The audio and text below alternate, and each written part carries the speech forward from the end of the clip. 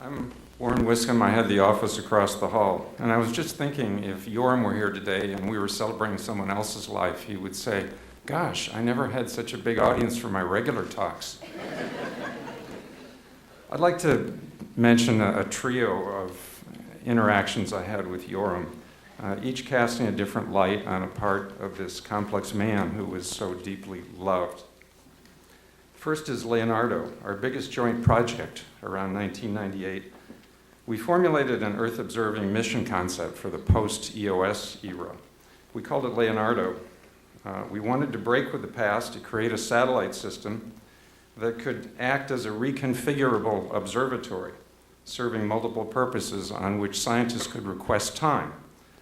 We wanted Leonardo to be flexible enough to do science undreamed of at launch. Leonardo was never built, but it was intense fun working with Yoram because he was so full of and open to new ideas. That's the aspect of Yoram I think we all took so much delight in, his excitement in invention and discovery, rushing forward into untrod ground. Second, my view from across the hall. Yoram's office was directly across from mine. We saw each other socially, but surprisingly, we didn't talk a lot at work because I saw the way his workday went. People would start lining up to see him before he even shed his coat or made his coffee. He did still drink coffee at work.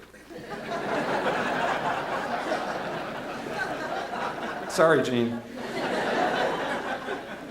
And then this parade of people would continue episodically all day. He was always gracious in the giving of his time, but I often kidded him that he should put one of those take-a-number machines outside his door.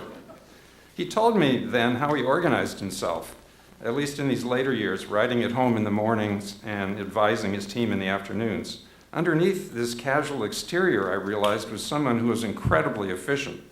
He balanced his team leadership with his private research so effortlessly. He was a guru and a research master rolled into one. Third, Alini. I taught a course on global warming in Brazil in 1998. One student, a bright girl named Alini Procopio, whom you saw some of her words up here earlier, was recovering from a big personal tragedy. She expressed interest in one of the subjects I talked about, which was biomass burning aerosols. So when I returned to Goddard, Yoram agreed to let Alini join his team for 6 months, with us splitting the cost just on my say-so. He was ready to take a risk like this to help people like Alini. It turned out to be a big success. She did well at Goddard, returned to Brazil to finish her PhD, and now she's a professor at the same university where I met her first as a student. She's written a beautiful remembrance of Yoram.